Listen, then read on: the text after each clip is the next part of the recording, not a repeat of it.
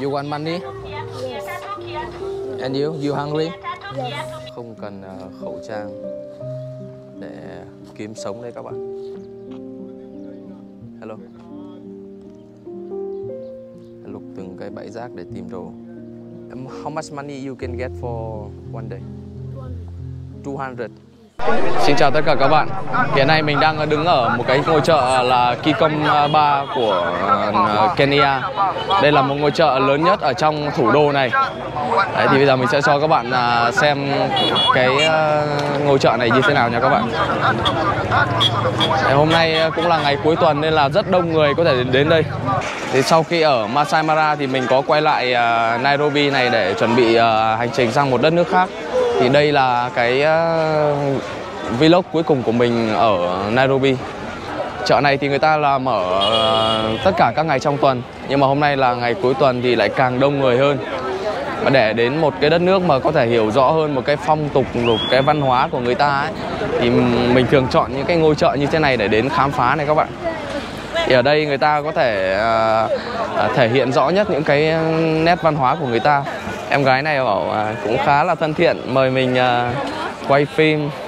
Rồi cũng để là xem có thích cái đồ gì để mua không. Ở đây có rất nhiều giày dép các thứ các bạn. Túi là quần áo. I look around first. Maybe I come back. Yep.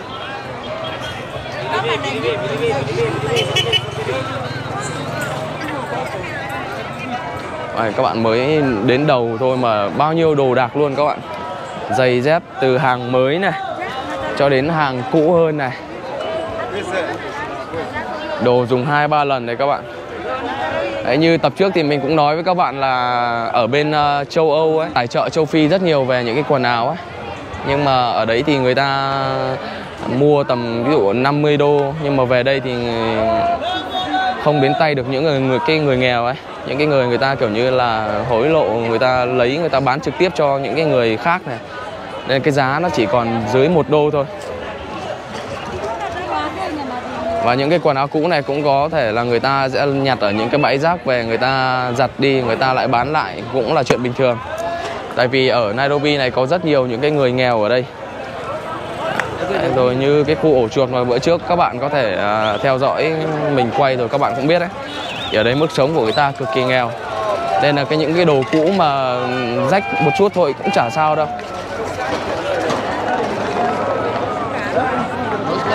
Giặt lại một chút là mới thôi. Cái giày, đồ gia dụng này. Ok, mình mời các bạn cùng đi sâu vào bên trong nữa nhé các bạn. Quần áo chất thành đống luôn. Đây là lần đầu tiên khi mà mình đến một đất nước châu Phi mà thấy nhiều đồ quần áo cũ như thế này á.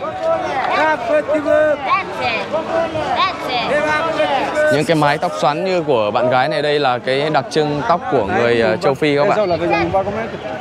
Mọi người thích bện tóc như vậy á. Đây như em tóc vàng này cũng vậy.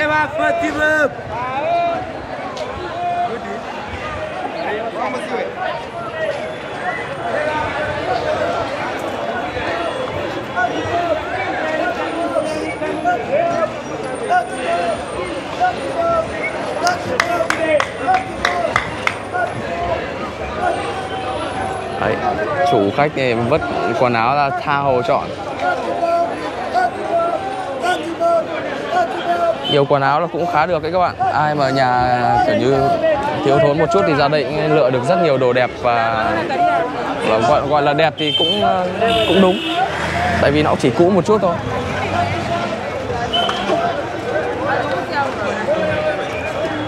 Rất nhiều những kiểu tóc.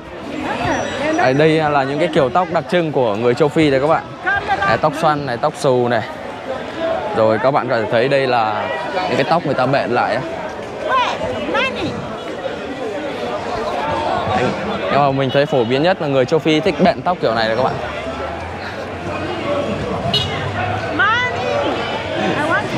Ok, I come back later.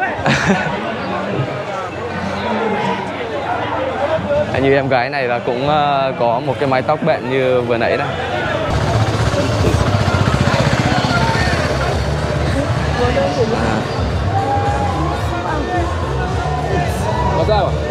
Bao giờ về?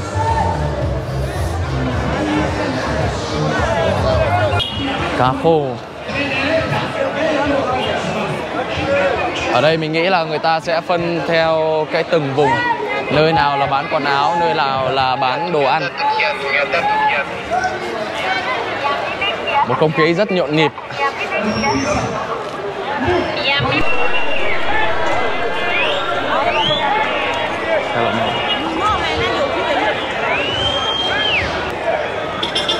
Đa số phần lớn là đồ cũ ở đây người ta bán. Đấy, đồ cũ mà chưa sạch sẽ thì anh ấy bán. Và anh có cái thùng nước ở kia, anh có thể giặt luôn cả quần áo luôn, giặt luôn cả giày luôn để bán.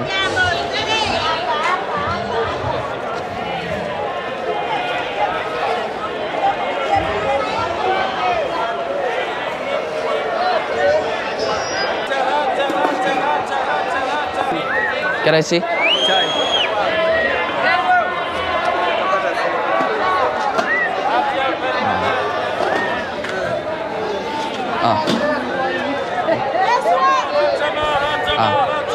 Okay, so one chapati, one chai, and bean.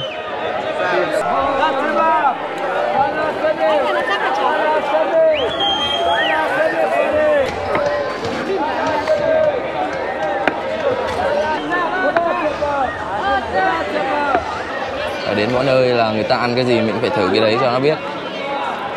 Dù là cũng có thể là nhiều món mình không ăn hợp khẩu vị ấy.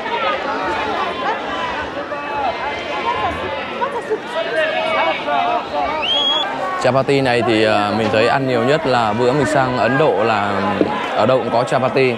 Mà đi về Kenya này thì mình mới thấy là mới gặp lại chapati này. Tại vì trước kia là cái phần trăm người Ấn Độ là ở đây là cũng rất đông luôn các bạn. Các bạn biết là Kenya là thuộc địa của Anh mà đúng không? Mà người Anh hồi trước là cũng là người Ấn cũng là thuộc địa của Anh. Nên là khi mà những cái người Anh mà sang đây ấy, thì ở Ấn Độ người ta cũng theo Anh, người ta sang bên châu Phi này. Mình nghĩ đấy là do cái ảnh hưởng ẩm thực của người Ấn. Nên là mới có chapati bên này. Ở Kenya này, ở Nairobi này á, cũng có cả đền thờ của đạo Hindu luôn á.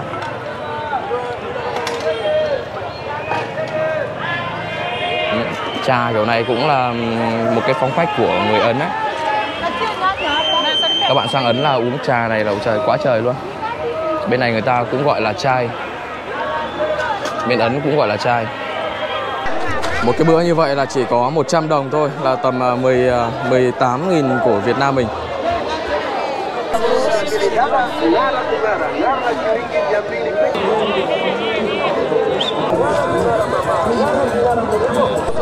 Chỗ này là cái chỗ mà dịch vụ chở đồ thuê này.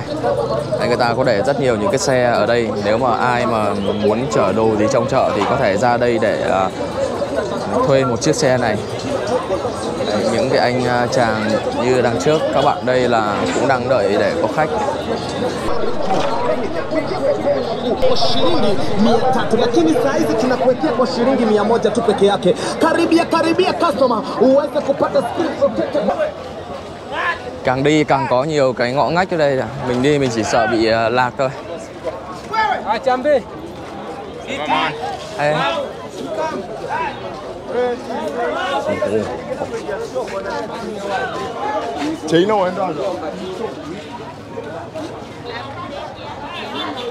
Khoai tây.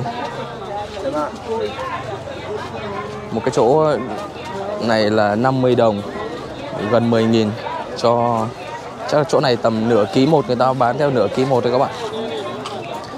Khoai bên này thì nhỏ hơn, 30 đồng. 30 đồng là tầm bao nhiêu? Tầm 5.000 này. 5.000 thì được một cái đống nho nhỏ khoai nhỏ này. Cũng khá rẻ đúng không?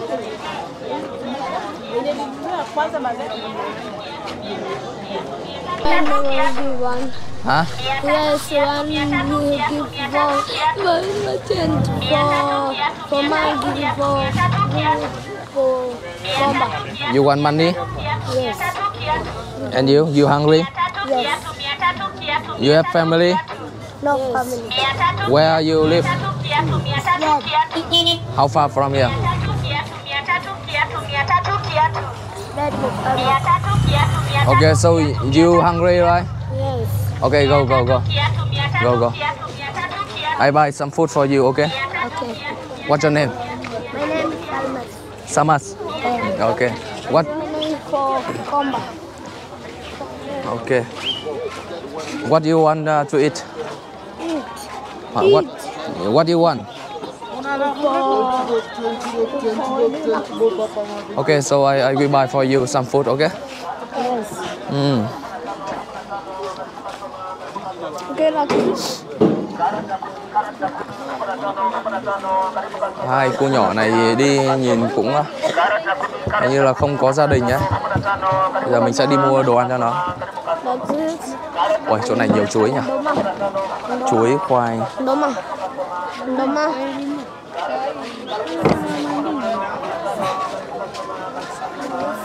So you know where I can buy food for you?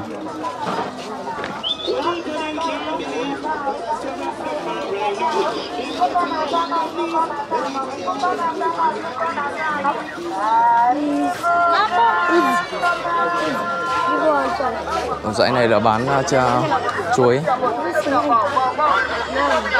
Mình đang đi cố một đoạn nữa để tìm cái quán ăn. One cave. What? Give for food. Food. Okay, go. Go. What do you want to eat?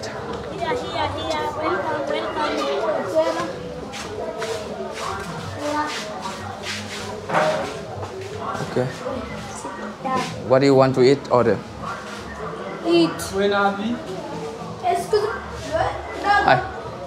I want buy you.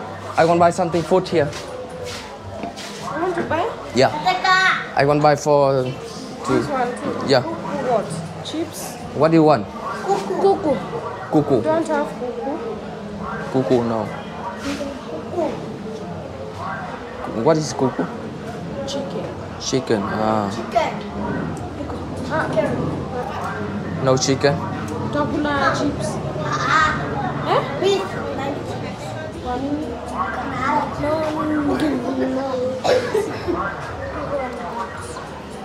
Okay. So you want cuckoo, right? You don't have. You know where I can buy chicken? No.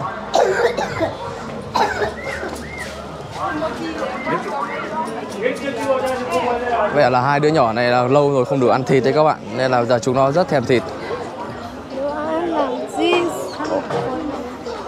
Okay, we go buy cuckoo. Hey, cuckoo. Oi. Cuckoo. Yes. Đây mình thấy có thịt này.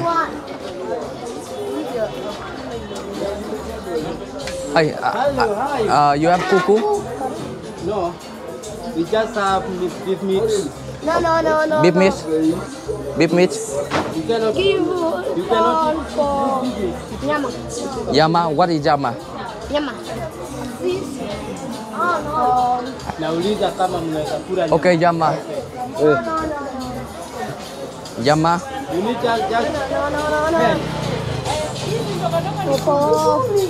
Okay, cuckoo. Go. Thank you. Thank you. Ở Nairobi này nhiều kiểu như nhiều trẻ con là nó không có gia đình lắm các bạn.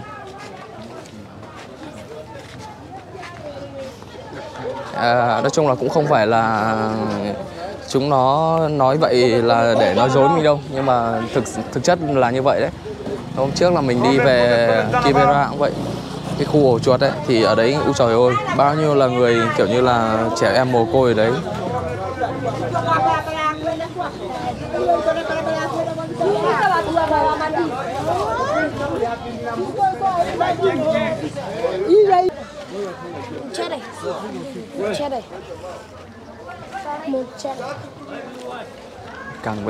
Càng đi sâu vào bên trong thì nhìn cái chợ nó càng trở nên là nó cổ nó cũng cũ hơn một chút rồi. Piri.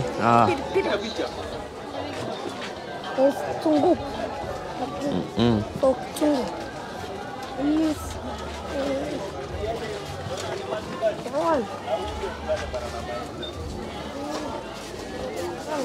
Mindy. Mindy. Mandy. Mindy. Mindy. This one Mindy. Bean. Mindy. Yes. Wow. Chỗ này là chuyên để bán đồ This cabbage. rau củ quả. So, okay, where is Cuckoo nào? Where? Quần áo rách rưới hết. You see? This. Wow. Potato. Carrots.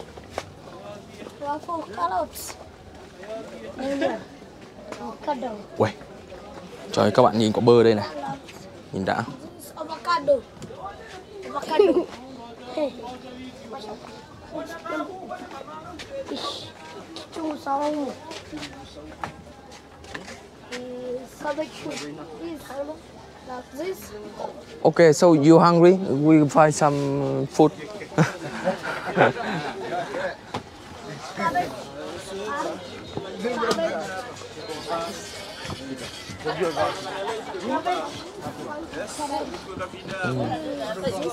Cũng rất nhiệt tình là đi chỉ cho mình là từng cái món đồ, từng cái tên một, như là hướng dẫn viên của mình vậy.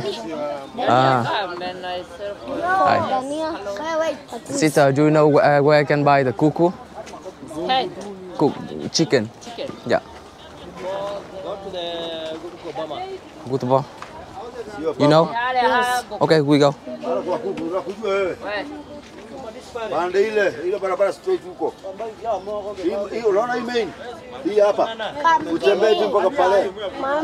Vào quán này cũng không có cả gà luôn, mà có thịt thì hai thằng cu con này cũng nhất quyết là không ăn, chỉ là muốn ăn thịt gà thôi các bạn.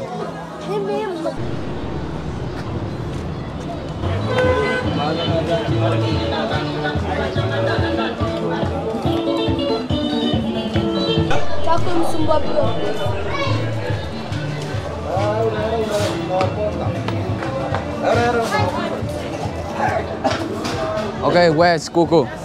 You find. Come here.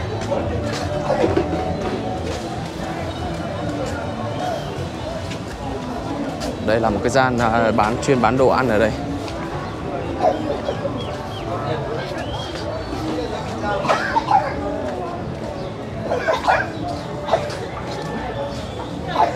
How are you? Come here. Where? Come here. Come here. Come here.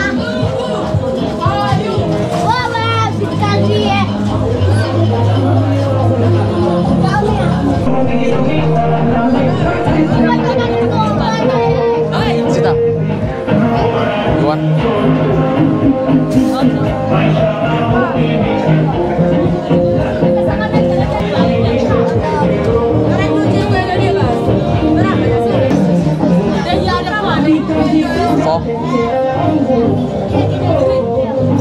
Four.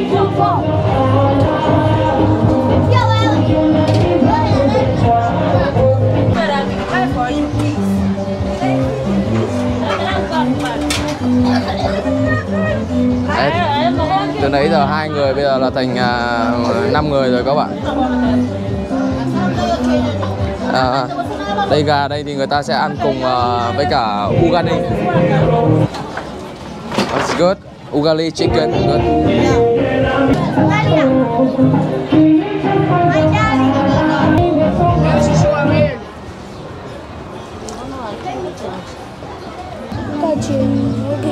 One for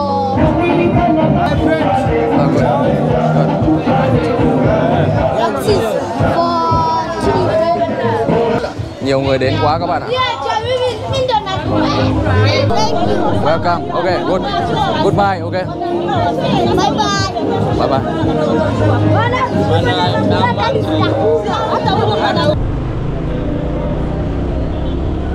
Vừa nãy mà mình mua đồ ăn là Mấy đứa nhỏ đấy là cứ kéo bạn này, bè xung quanh đến đấy là rồi đông quá trời luôn.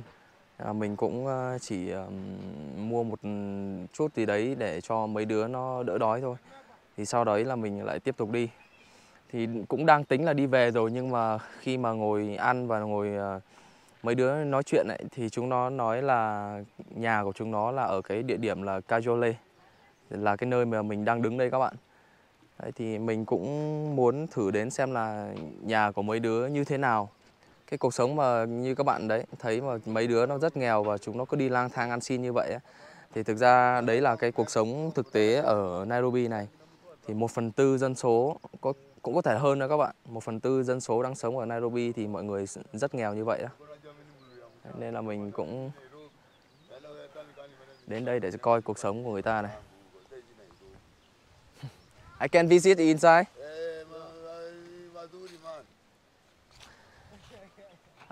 Những đứa nhỏ nào mà không có gia đình thì chúng nó có lang thang như vậy này.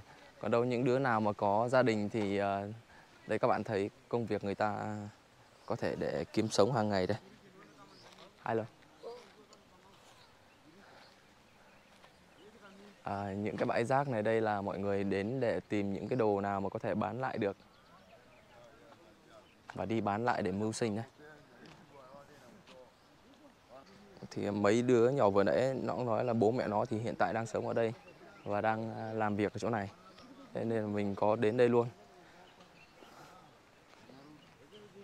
Hello. Hello. Hello.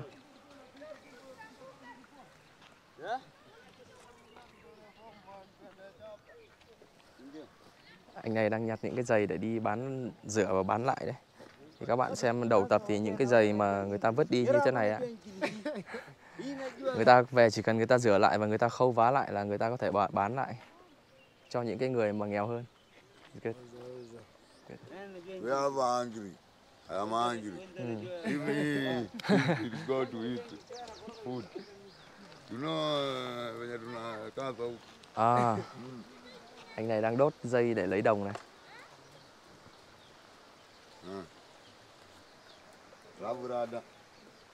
Hello.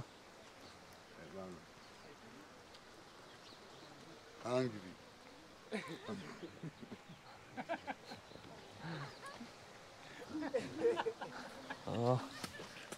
You. Nhôm đồng sắt vụn các bạn. Và những cái dãy suối này các bạn thấy là cái khu sinh hoạt ở đây người ta rất bẩn luôn. Rác thải các thứ này. Thằng cu con ở nhà bên kia mà băng qua cả dãy suối này luôn. Hello.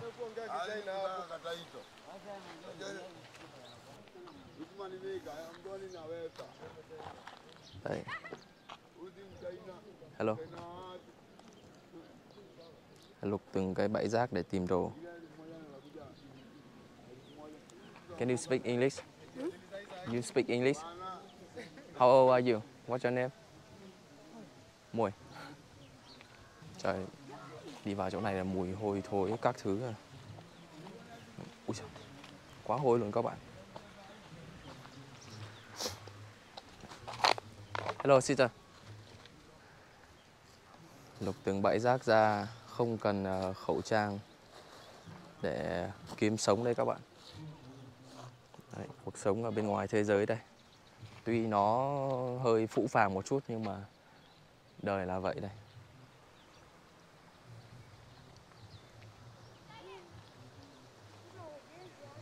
Quá nhiều người nghèo người ta không biết làm cái gì ấy. Kiến thức người ta không có thì người ta phải bắt buộc phải làm những cái nghề như thế này đây. So you working here, right? Yes. You working here.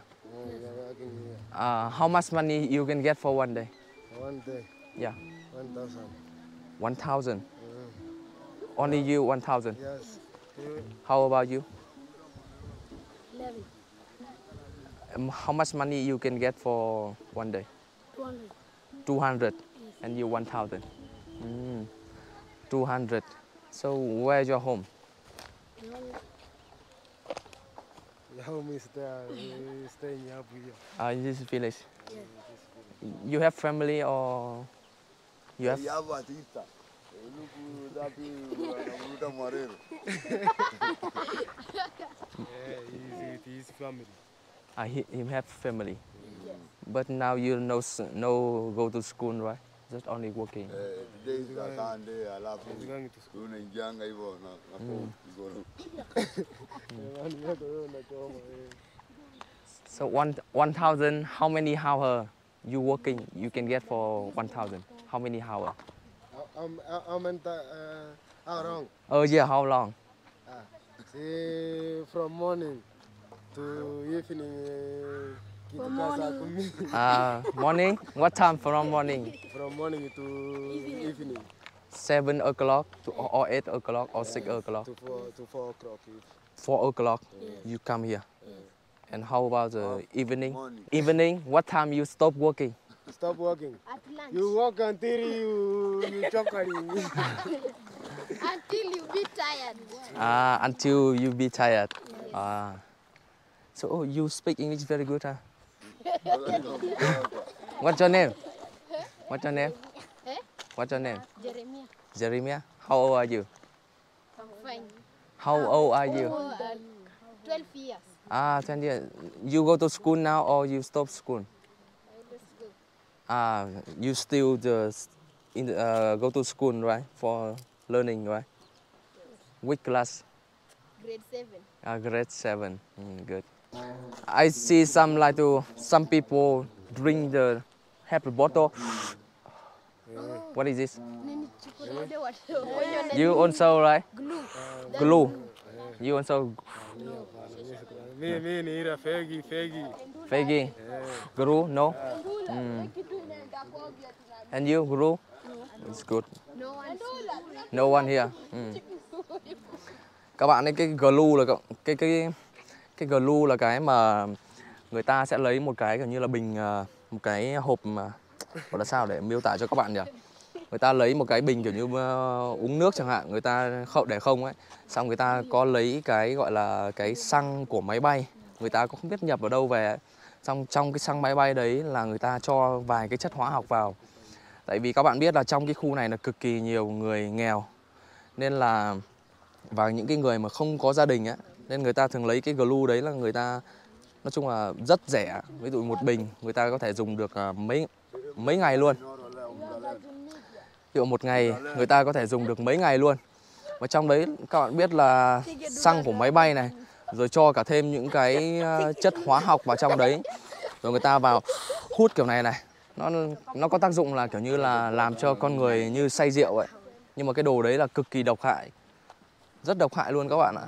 Nhưng mà những đứa trẻ và những người thanh niên ở đây ấy, thường chọn cái đấy để người ta có thể giải khuây, để gọi như là giảm cái căng thẳng trong cuộc sống của người ta ấy. Nhưng mà rất độc hại. You glue. Glue. No, really? Only steam. Still. Bang. Alcohol. Safari. Cũng có thể là mọi người là giấu vậy thôi ấy, nhưng mà theo thông tin mình tìm hiểu được là rất nhiều người ta dùng cái đấy để người ta hút đấy các bạn. Cực kỳ độc hại. Đã nghèo rồi nhá, nhưng mà lại dùng những cái đấy là người ta làm hỏng hết đầu luôn đấy. Không phải những ở đây mà đi trên đường thấy, mình thấy những cái người mà đi trên đường người ta cứ kiểu như là gật gà gật gù như là say rượu ấy, là người ta dùng cái đấy. Okay. It's okay. Finish it. I'll finish it. Oh, okay, thank you. No problem.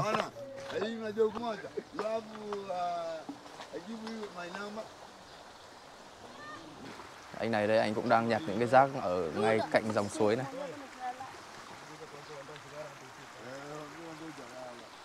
Cái dòng suối này rất bẩn luôn, tất cả mọi người sinh hoạt đều vứt rác thải ở đây.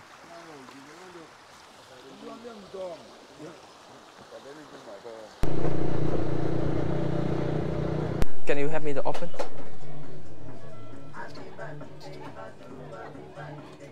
So how I can use this? How? You can teach me how? This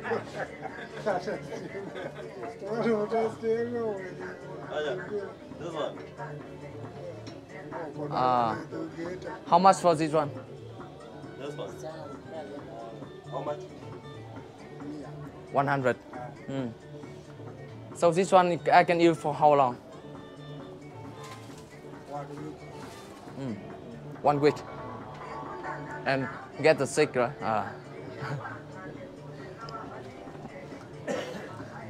Đây các bạn, cái này là glue đây các bạn. Những cái người nghèo người ta sẽ dùng cái này để người ta thay cho, ví dụ người ta không có rượu này, không có thuốc lá này, người ta sẽ dùng cái này. Mà cái này các bạn thấy đây, nhìn này, chất hóa học và xăng máy bay, cực kỳ độc luôn. Những người nghèo người ta thường kiểu này này, người ta hít vào trong phổi ấy, rất độc. Kiểu như vậy để cái độ người ta muốn quên đi những cái mệt mỏi hàng ngày á. Rồi các bạn nhìn này. That is this one. From this one. Yeah. This one. I see. Contas. Conda. Conta. Đây, từ cái này đấy các bạn. Very fast. So is the poor people only use this one, right? Yeah. No alcohol, no cigarette uses. Yes, it's this. Okay.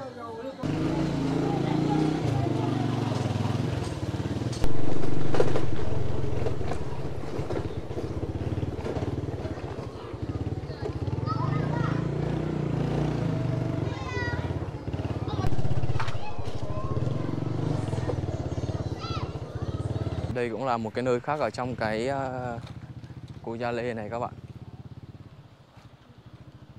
Cái nơi này cũng là khá phức tạp đấy các bạn. Thì vài năm trước khi mà có một cái vụ khủng bố ở trong Nairobi mà mấy chục người thiệt mạng ấy, thì những cái người mà khủng bố đấy là xuất thân từ cái vùng Kajole này này.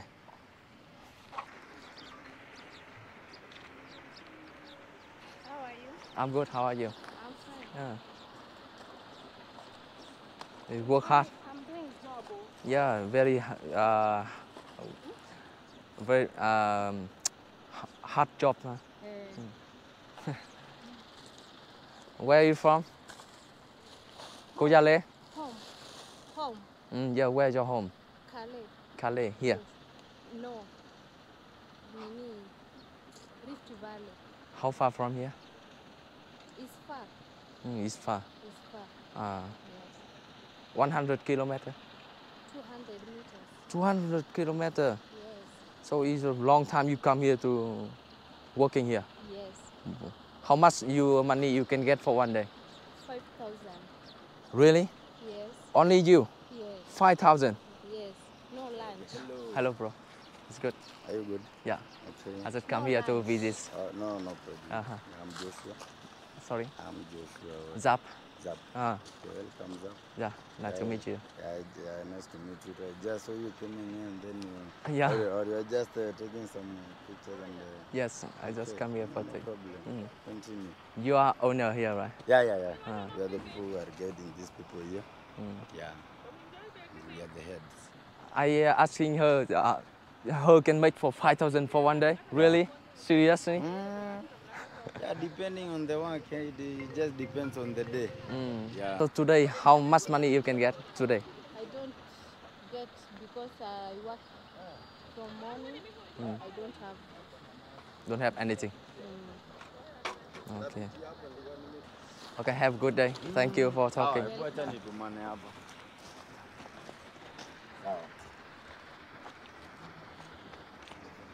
Cũng phụ thuộc vào từng ngày các bạn. Chắc là ngày nhiều nhất là chị có thể kiếm được 5.000. Ngày đấy gọi là cái ngày may mắn. 5.000 là cũng phải gần 1 triệu chứ đâu có ít gì đâu. Nhưng mà như hôm nay thì chị này chị không kiếm được đồng nào cả. Tại vì không có đồ gì giá trị. Gọi là chắc là 100-200 đồng gì đấy. Sorry, I was on a call, eh? Yeah, I was on. Good.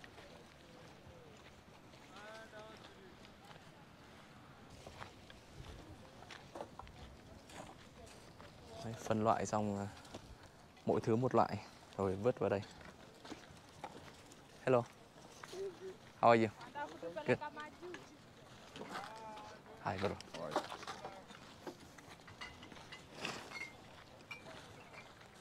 Đây, có cả những ngôi nhà người ta sống ngay đây luôn.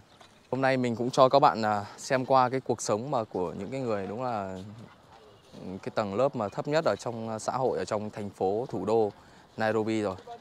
Thì cảm ơn các bạn đã theo dõi. Thì chúc các bạn có những phút giây xem video vui vẻ. Thì hẹn các bạn ở tập sau cùng đón chờ những trải nghiệm ở một đất nước khác nha các bạn. Xin chào.